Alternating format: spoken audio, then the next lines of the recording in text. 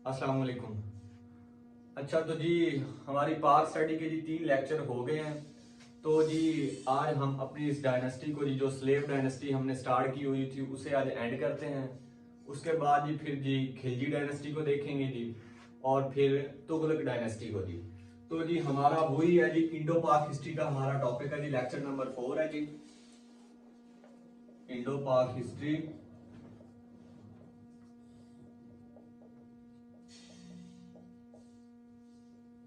Lecture number 4। अच्छा तो जी कल हमने पढ़ा था कि जी कुतुबुद्दीन ऐबक ने क्या किया, आपकी स्लेव डायनेस्टी की जी बुनियाद रखी। ये है जी आपकी स्लेव डायनेस्टी। स्लेव डायनेस्टी का जी मैंने टिनोर भी आपको बताया था जी कि इसका टिनोर क्या है जी। तो ये है जी 1206 टू 1290। 1206 टू 1290 इसका जी ड्यूरेशन है, इसका टेन्योर है जी।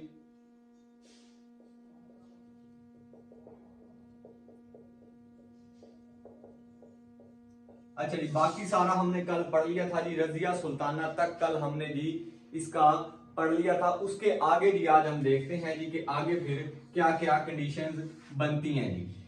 अच्छा जी, तो उसके बाद ना इनका एक जी मतलब कि इनका जी एक किंग आता है जी, नासिरुद्दीन। नासिरुद्दीन नासिरुद्दीन किंग आता है जी।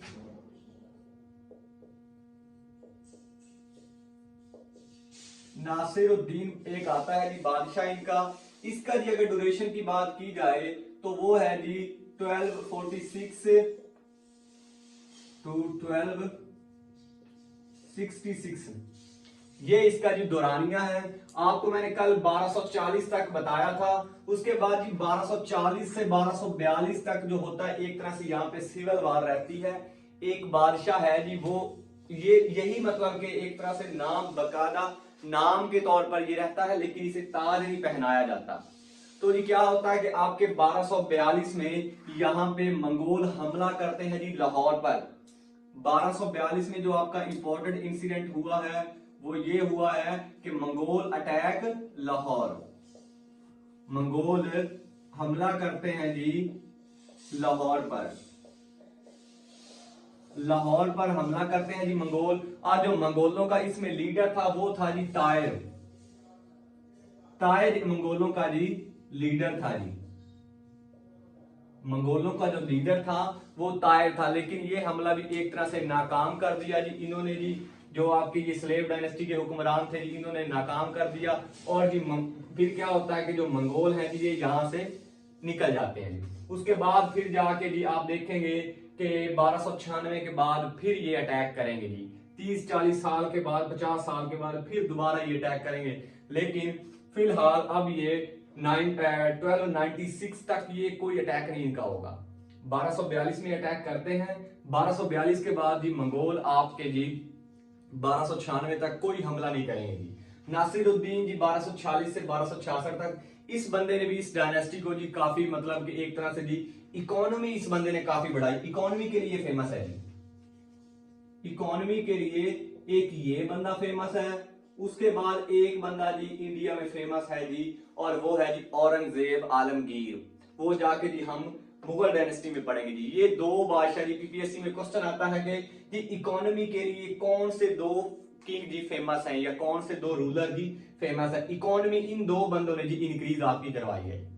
तो बाकी इससे हटके जी नासिरुद्दीन के बाद आता है जी आपका बलबन।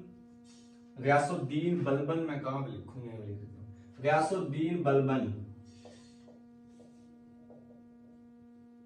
गयासुद्दीन बलबन ये बनता है जी 1266 से लेकर, इसके अगर ड्यूरेशन की बात की जाए तो ये बनता है जी 1266 से लेकर 1287 तक। ये जी गयासुद्दीन रूलर बनता है जी। ये जी बाबा गुलाम फरीद का शागिर्द था, disciple of pupal of Ghulam Farid. Baba Ghulam Farid,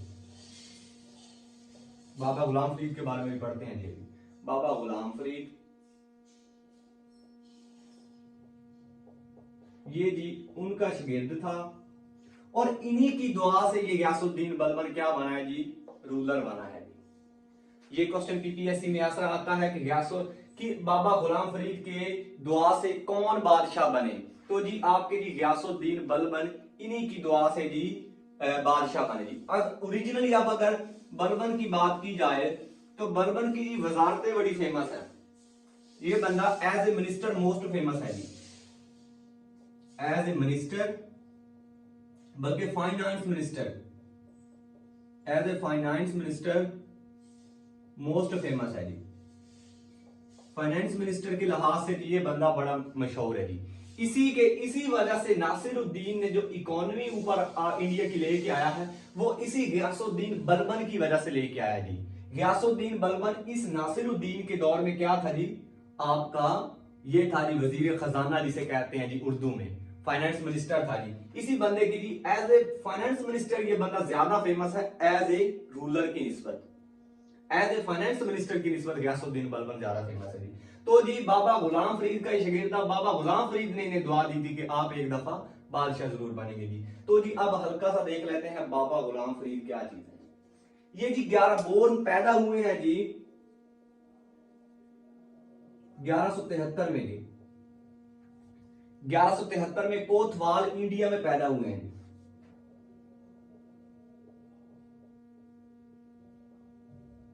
Kotwal India में ये पैदा हुए हैं जी।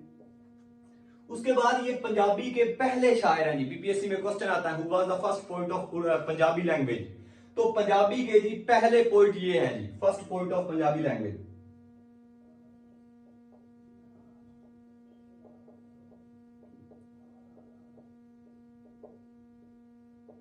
Punjabi first poet of Punjabi हैं जी ये आपके जी बाबा गुलाम फरीद।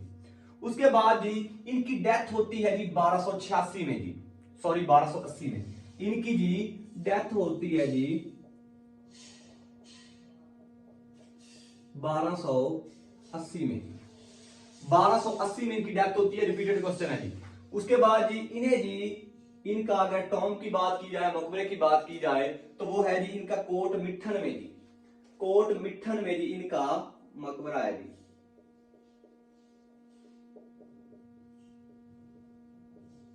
अच्छा जी इनके दो शागिर्द बड़े फेमस हैं जी। पहले नंबर पे तो आ गए गयासुद्दीन बलबन, दूसरे नंबर पे इनके शागिर्द आते हैं जी सईदी मौला। दो शागिर्द हैं जी इनके, एक सईदी मौला और एक गयासुद्दीन बलबन।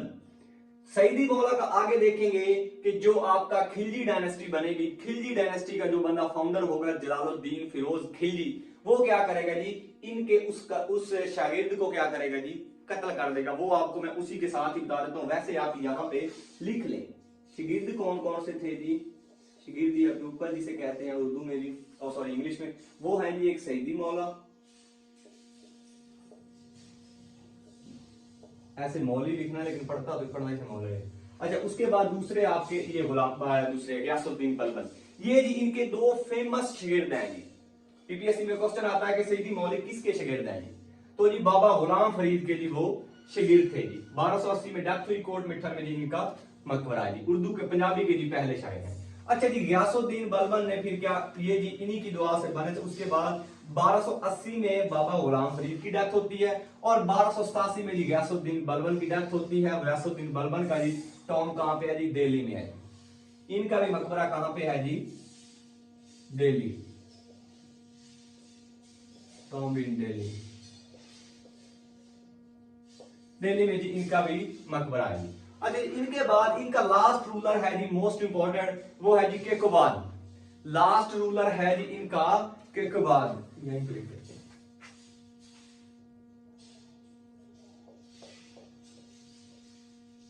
केकोबाद ये लास्ट रूलर है जी।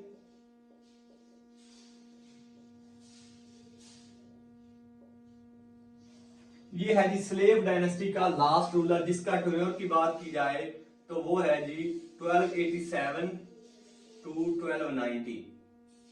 ये जी इनका, लेकिन ये बंदा क्या था जी कि ये जी एक शराबी कबाबी बंदा था।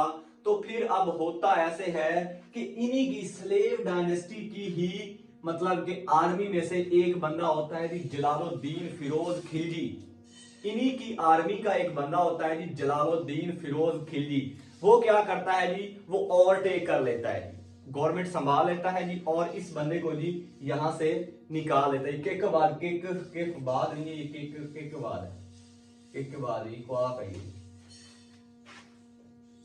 ऐसे जी क्वाफ है ये, किक बाद। तो जी क्या करता है वो कि इन्हीं की आर्मी का एक बंदा होता है जलालुद्दीन फिरोज खिलजी, वो क्या करता है जी ओवरटेक कर लेता है और इन्हें हटा देता है जी। बाद में फिर केकोबाद की जी डेथ हो जाती है। 1290 में ही केकोबाद की डेथ हो गई थी, लेकिन उसने ओवरटेक मतलब कि 1289 से स्टार्ट करा, मतलब कि आस्ता आस्ता उसने हुकूमत करना शुरू कर दी थी। फिर आर्मी में वो फेमस हुआ, उसके बाद इसकी डेथ हो गई और एट अ टाइम ही वो उसने अपनी डायनेस्टी की बुनियाद रख दी। तो आगे आपकी अब स्टार्ट होगी जी खिलजी डायनेस्टी।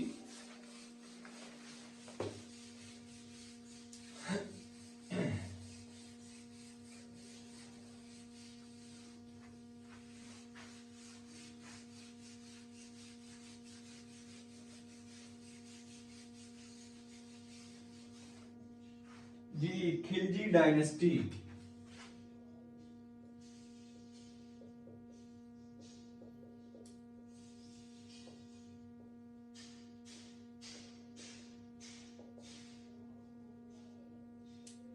खिलजी डायनेस्टी क्या, अगर फाउंडर की बात की जाए तो जी इनका फाउंडर है जी जलालुद्दीन फिरोज खिलजी।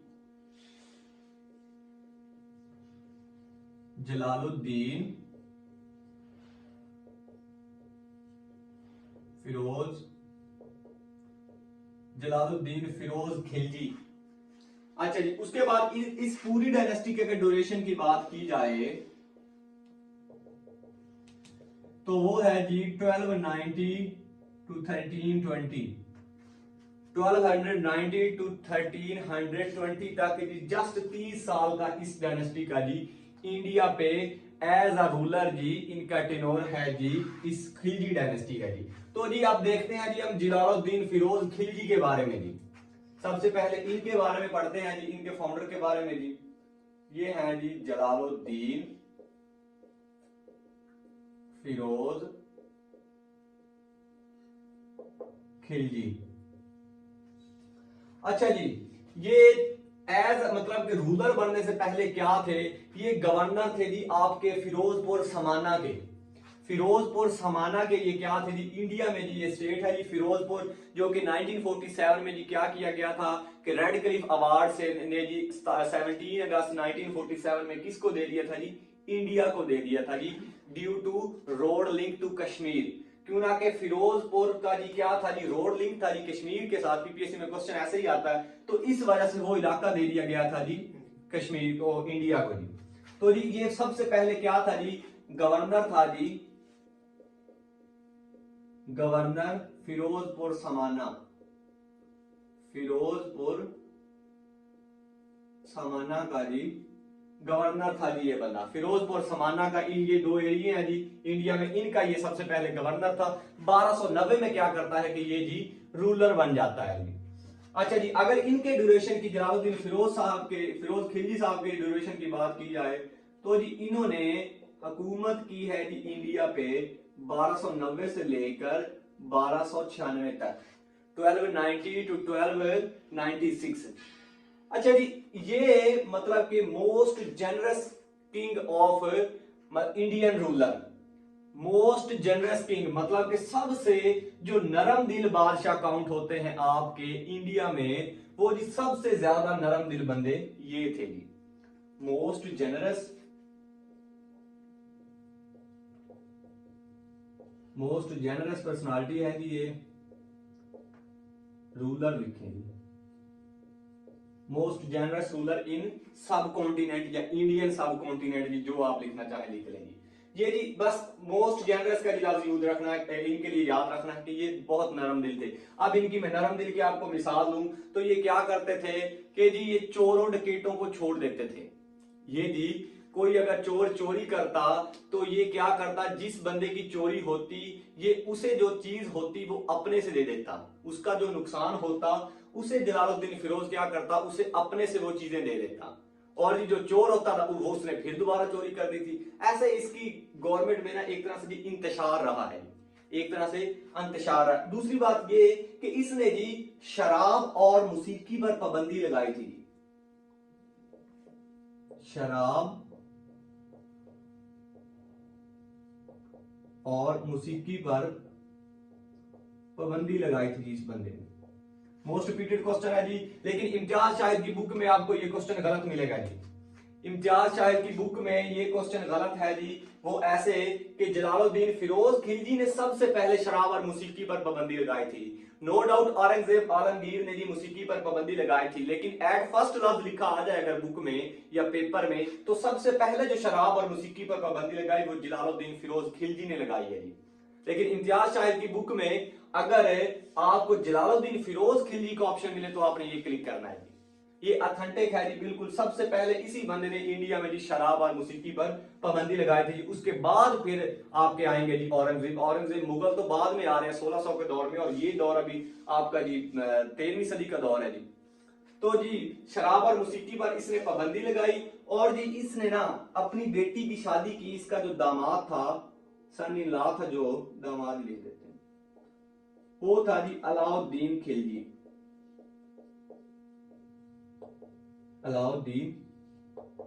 अलाउद्दीन खिलजी इसका दामाद था, जो आगे जाके इसे ही कत्ल करेगा और इसे ही क्या करेगा जी, फिर खुद ही रूलर बन जाएगा। आगे बताते हैं जी। इसके जलालुद्दीन फिरोज खिलजी के कैरेक्टर पे जस्ट एक ही दाग है जी, one support on this character. इसके कैरेक्टर पर सिर्फ एक ही दाग है, वो ये है कि इसने जो मैंने आपको बताया था सईदी मौला बाबा गुलाम फरीद का जो शगीर था, उसको जी इसने कत्ल करवा दिया था। हुआ ऐसे कि जो ये अलाउद्दीन खिलजी था, ये भी जी क्या था जी, बाबा गुलाम फरीद का बहुत मानने वाला था जी। ये भी बाबा गुलाम फरीद का बहुत मानने वाला था जी। लेकिन जो ये जलालुद्दीन था, ये इसके खिलाफ था। ये क्या था जी, ये उसके खिलाफ था। तो होता ऐसे कि वो मतलब कि वो एक तरह से मलंग बंदे थे, लोग उनके दरबार में जाते ऐसे करते। एक दफा ये मतलब कहीं से गुजर रहे थे, तो बाबा गुलाम फरीद जो है ना, एक अपनी झोंपड़ी लगाकर बैठे, और उस झोंपड़ी में लोगों की कतारें लगी हुई उनसे मिलने के लिए, उनसे दुआएं करवाने के लिए। तो जलालुद्दीन फिरोज खिलजी उनके पास जाते हैं, तो जाके उन्हें कहते हैं कि आप ऐसे करें, आप मेरे दरबार में आ जाएं, जो लोग आपके यहाँ आएंगे वो वहां पे आ जाएंगे।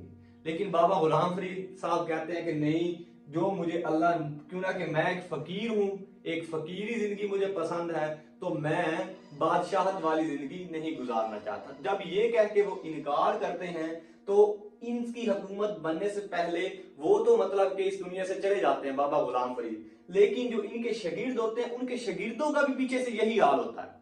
सईदी मौला को भी ये ऑफर करते हैं कि आप मेरे दरबार में आ जाएं, लेकिन वो भी नहीं आते। और फिर इस, क्यों ना कि ये किंग था इस वक्त, तो ये ही गुस्से में आके फिर उसे कत्ल करवा देता है। सईदी मौला का कत्ल करवाया इसने।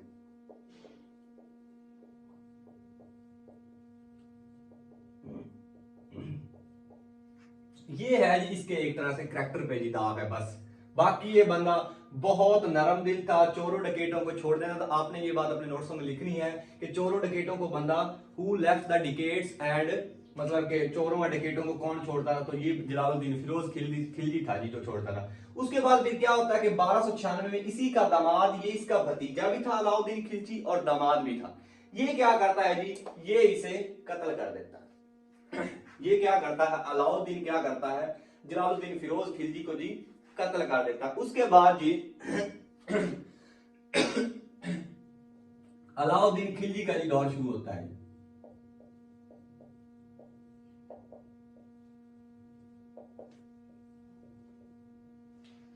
अलाउद्दीन खिलजी का जी दौर शुरू हो जाता है। अगर इनके टेन्योर की बात की जाए या ड्यूरेशन,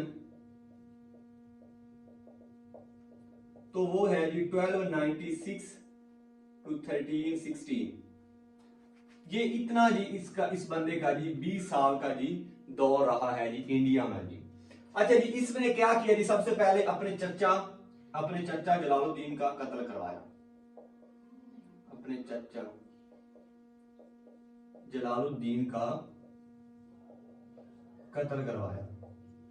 इस बंदे ने जी क्या किया, जलालुद्दीन का कत्ल करवाया। उसके बाद जी ये बंदा एक तरह से जी पहला मिलिट्री डिक्टेटर इन इंडियन सब कॉन्टिनेंट, पहला military dictator, first military dictator इसने जी क्या किया जी, मिलिट्री के जरिए, आर्मी के जरिए सबसे पहले अगर इंडिया में किसने हुकूमत की है, मतलब कि जो सारे रूल हैं वो कौन अप्लाई करता है जी, आर्मी वाले। एक तरह से जी martial law, first martial law impose किया है किस बंदे ने जी, इस बंदे ने जी, सबसे पहले आर्मी रूलर। इसे कहते हैं जी मिलिट्री डिक्टेटरशिप। इसके रेन को, इसके दौरानियों को कहते हैं जी military dictatorship. First military dictatorship in Indian subcontinent was done by Alauddin Khilji, military dictatorship।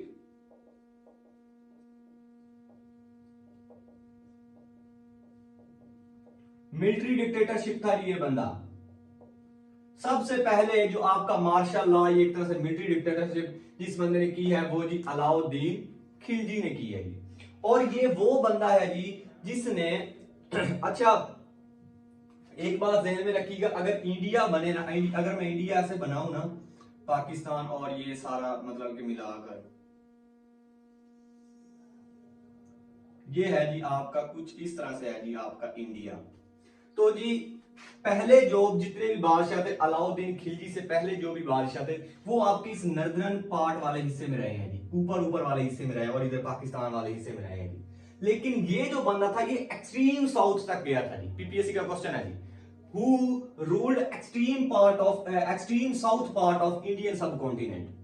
ये जी एक्सट्रीम साउथ तक, इस एरिया में भी जी इस बंदे ने क्या किया था जी, इस एरिया में जी इस बंदे ने जी गवर्नमेंट की थी। सबसे पहला जो बंदा है जिसने जी साउथ में सबसे पहले हुकूमत की थी, साउथ में, extreme south, government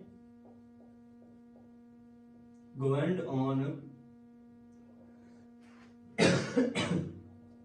on extreme south.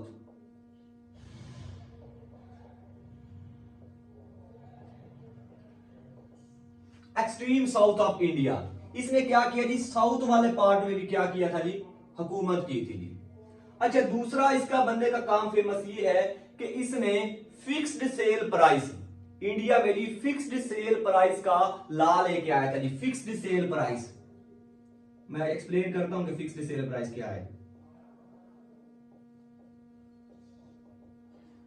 इस बंदे ने एक तरह से ये कानून पेश किया, जैसे कि जी आजकल हम देखते हैं कि एक रेडी वाला अगर सेम चीज लेके खड़ा हो तो उसकी प्राइस कुछ होगी, और अगर वही सेम चीज आपके किसी शॉपिंग मॉल में हो जाए तो फिर क्या होगा, इसकी जो प्राइस होगी वो इंक्रीज कर जाएगी, अप कर जाएगी। लेकिन इस बंदे ने क्या किया, फिक्स्ड प्राइस रखी कि अगर आप अपनी दुकान की शो शप्पा जितना मर्जी बना लें, शोर शप्पा जितना बना ले, अगर वही चीज एक आम बंदा लेके खड़ा होगा और वही चीज अगर आप रखेंगे तो जो उसकी प्राइस होगी वो सेम होगी।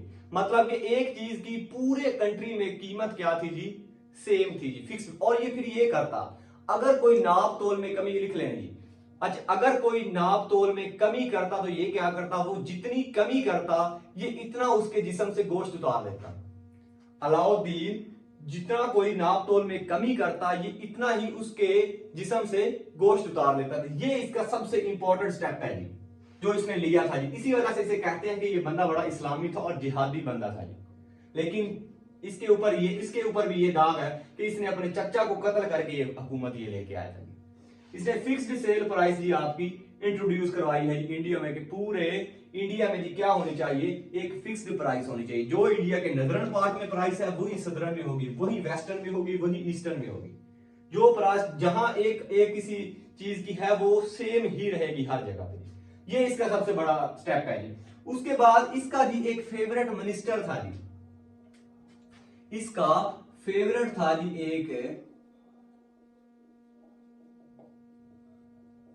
इसका एक फेवरेट मिनिस्टर था जी, वो था जी ट्रांसजेंडर था जी, मलक था जी, वो उसका नाम जी मलक था जी, मलक था। तो ये क्या था जी, ये शीमेल था जी। ये इसका जी बड़ा फेवरेट, मलक काफूर कहते हैं इसे, अगर ओरिजिनली कंप्लीट नाम याद, लेकिन मलक पेपर में आता है जी। मलक आप बस याद रखें या मलक काफूर हो जाए तो बेहतर है। तो मलक काफूर क्या था जी, ये एक शीमेल था जी, ट्रांसजेंडर था जी, ये एक फीमेल था जी। और ये जी अलाउद्दीन का जी फेवरेट मिनिस्टर था जी, फेवरेट था जी इसका, मतलब कि पसंदीदा मिनिस्टर था जी। ये जी अलाउद्दीन जब अपने बुढ़ापे में आया अलाउद्दीन जब बुढ़ापे में आया तो जी सारी बातें मलक कफूर की मानता था, वो सारी बातें अलाउद्दीन मलक कफूर की मानता था जी। तो फिर इसकी डेथ होती है जी 1316 में। इसकी डेथ के बाद 35 दिन के लिए शॉर्टेस्ट टिनोर जो है जी आपका इस डायनेस्टी का वो है जी मलक काफूर का, जो जस्ट 35 दिन के लिए आपका मतलब के रूलर बनता है जी। ये क्या होता है जी, जस्ट 35 दिनों के रूलर बना, 35 दिनों के लिए रूलर बना,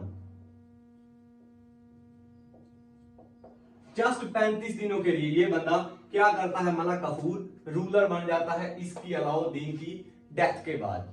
तो जी इस डायनेस्टी का जो लास्ट बंदा है वो है जी खुसरू शाह। खुसरू शाह इस डायनेस्टी का जी लास्ट बंदा है जी, खुसरू शाह। खुसरू शाह इस डायनेस्टी का जी लास्ट है जी, लास्ट रूलर है जी, लास्ट रूलर है। इसके अगर दुरानी की बात की जाए तो वो है जी 1317 से लेकर 1320 तक इस डायनेस्टी का जी एंड हो जाता है। उसके बाद जी आगे आपकी तुगलक डायनेस्टी स्टार्ट हो जाएगी, मोहम्मद बिन तुगलक और ये। अच्छा जी, तो मैं उसका भी आपको ना ओवरव्यू दे देता हूं थोड़ा सा। तो ये आपकी जी खिलजी डायनेस्टी भी आपकी जी एंड हो गई। इनका जी 30 साल दुरानी है और 30 सालों में जैसे इन्होंने इतने काम किया, बाकी कोई और फेवरेट काम इस डायनेस्टी का नहीं हुआ जी। अब देखते हैं जी, मैं थोड़ा और भी आपको देता हूं जी, वो है जी आपकी तुगलक डायनेस्टी।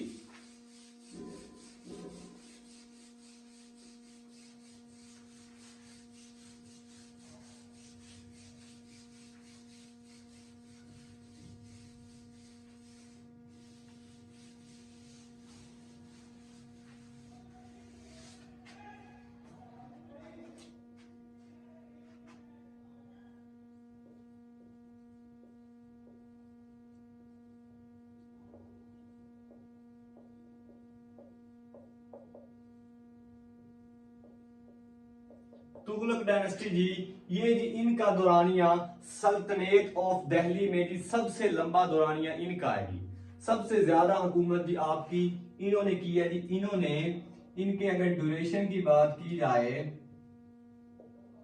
तो जी इनका ड्यूरेशन है 1320 से लेकर 1414 तक। सबसे लंबी हुकूमत जी किसने की है जी, इन्होंने जी सबसे ज्यादा हुकूमत की है जी इंडिया पर सल्तनत ऑफ दिल्ली में जी। सलातीन दिल्ली में सबसे लंबी हुकूमत किसकी है जी, तुगलक डायनेस्टी की है जी। आप दुरानी के जरिए भी काउंट कर सकते हैं जी। पहली डायनेस्टी है जस्ट उन्होंने 84 ईयर्स हुकूमत की। दूसरी डायनेस्टी आई आपकी है जी पिछली जो हमने पढ़ी है खिलजी। खिलजी में क्या हुआ जी कि जस्ट 30 साल की है, और ये करेंगे जी आपके ऑलमोस्ट जी 96 ईयर। अच्छा, इसके बाद आपके आएंगे जी सैयद डायनेस्टी, वो करेंगे जी जस्ट